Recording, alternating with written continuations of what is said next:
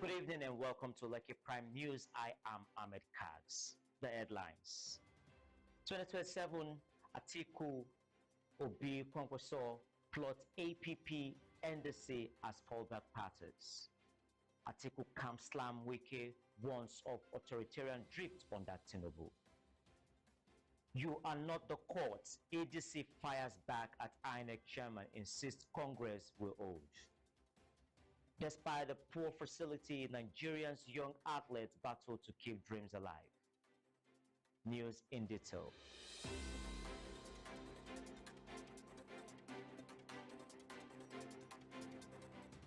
Barring last-minute changes, key opposition figures in Nigeria are weighing the possibility of abandoning the African Democratic Party ADC for alternative platform ahead of the 2027 general election.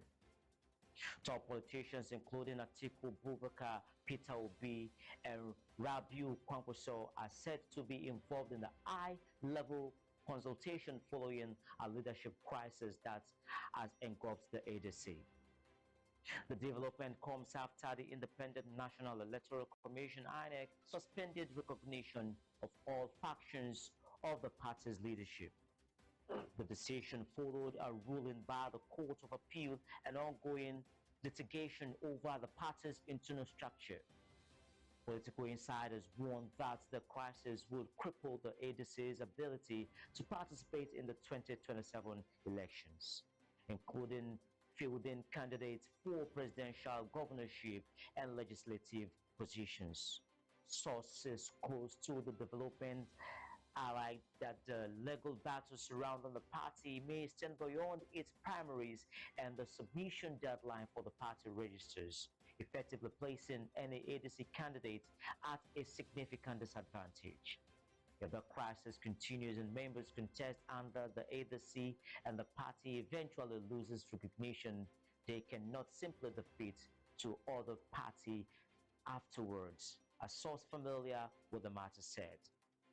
With INEC refusing to recognize any faction conventions or congresses conducted under the disputed leadership risk being declared invalid, the uncertainty has triggered emergency consultations among opposition leaders. Meetings are expected to take place in Abuja shortly after the Easter period, where stakeholders will deliberate on a viable political strategy. Analysts say the timing of the party register submission deadline is critical and may have been used as a tactical pressure point in the unfolding crisis. Alternative platform under consideration. As a fallback, opposition leaders are reportedly evaluating two relatively stable political platforms: Action People's Party (APP), considered structurally stable since its formation. The party currently holds limited representation in the National Assembly, including seats occupied by Honorable Ikenga Ugochinyere and Honorable Matthew Mwagu.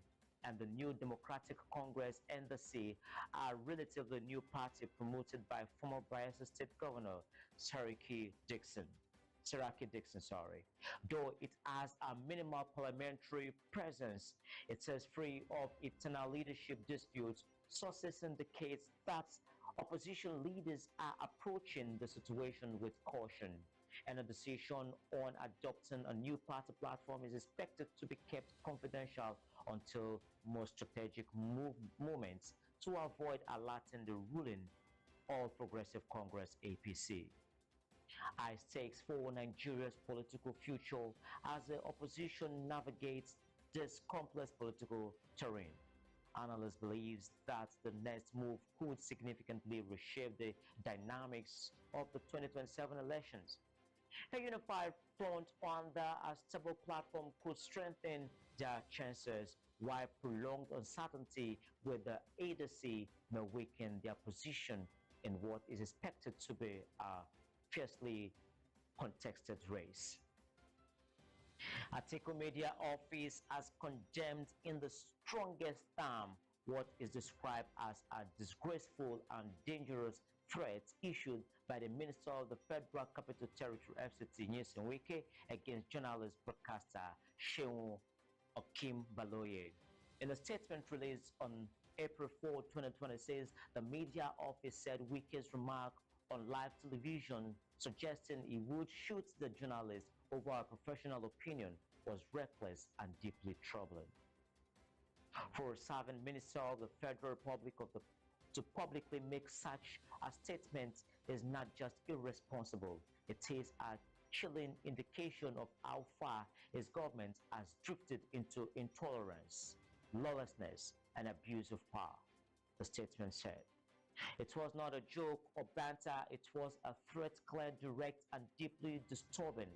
The media office warned that when public officials resort to violence rhetorical against the press, it poses a direct threat to democracy and freedom of expression.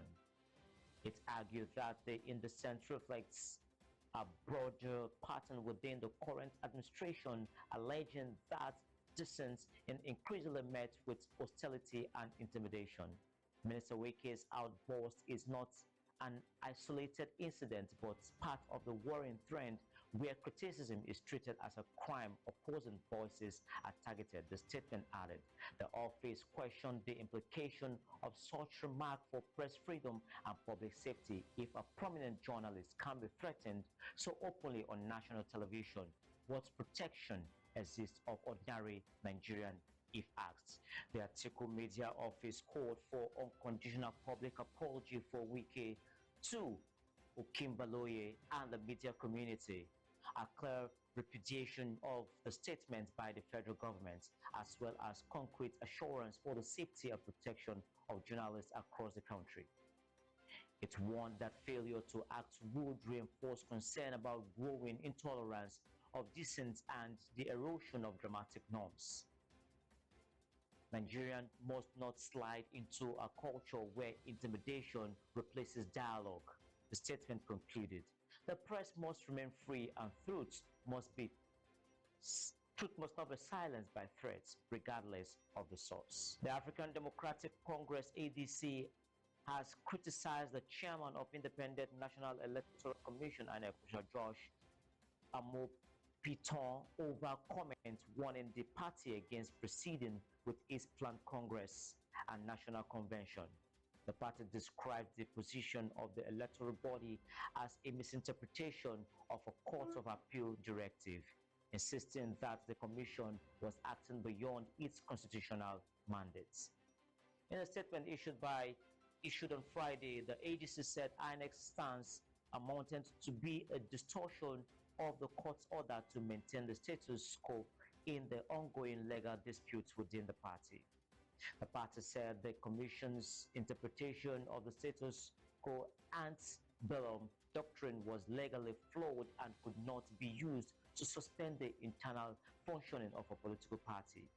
According to the ADC, preservations order issued by the court are intended to prevent action that could irreversibly affect the subject of litigation, not to alter democratic activities within the party. The party maintained that determining the scope of such orders lies strictly within the jurisdiction of the court, not the Electoral Commission.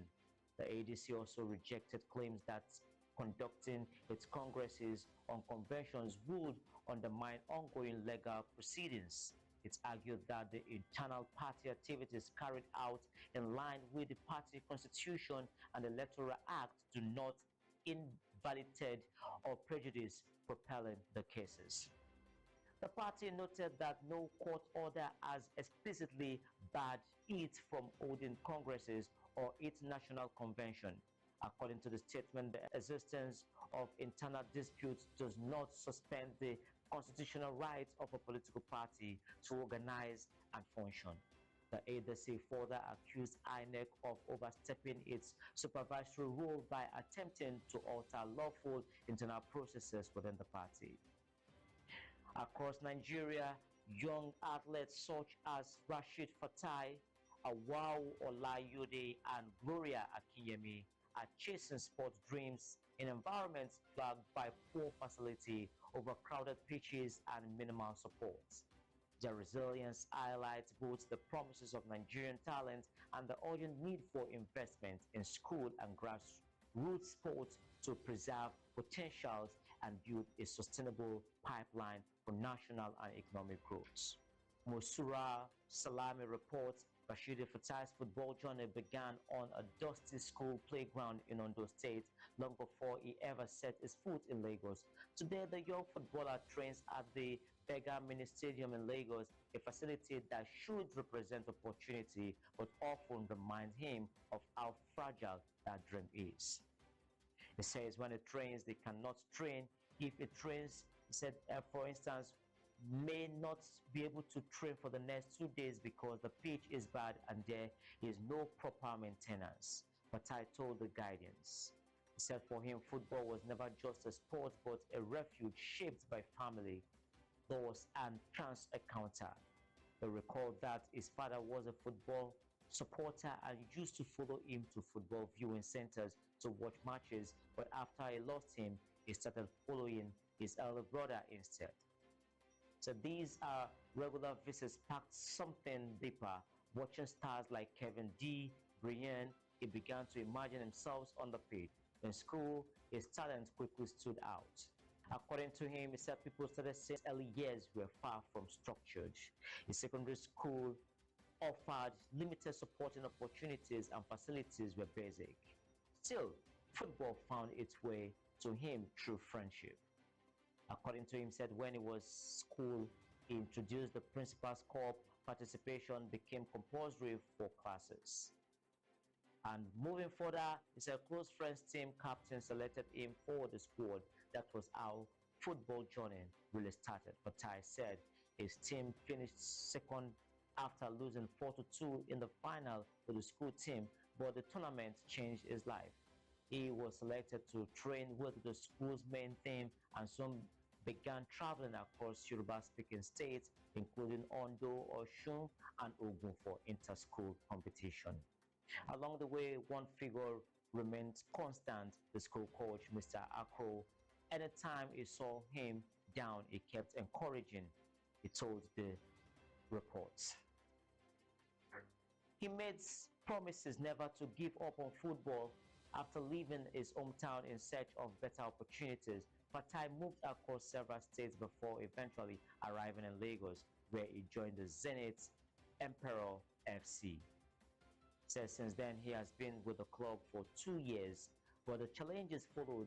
Said they could find it so difficult to train properly because of lack of facility, and this is affecting the players and football generally.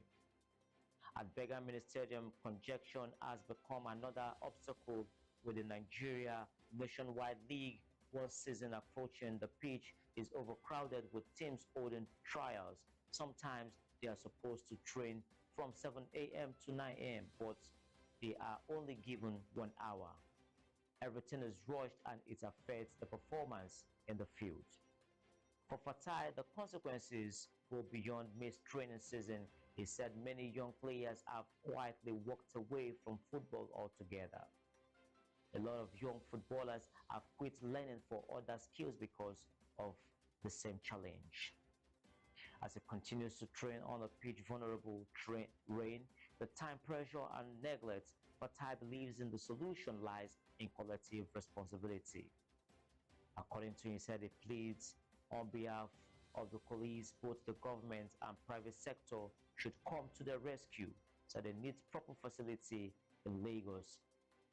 Said that do not want football to go down, but Thai's story is far from unique. Across Nigeria, countless young athletes navigate similar obstacles, chasing dreams in sports that demand dedication, resilience, and opportunity, or at least the chance to train in safe, well-equipped facility. One of them is our Olayode, whose taekwondo journey at Thai Solari University of Education revealed the struggle and triumph of athletes in disciplines far removed from football. Recaps of the headlines.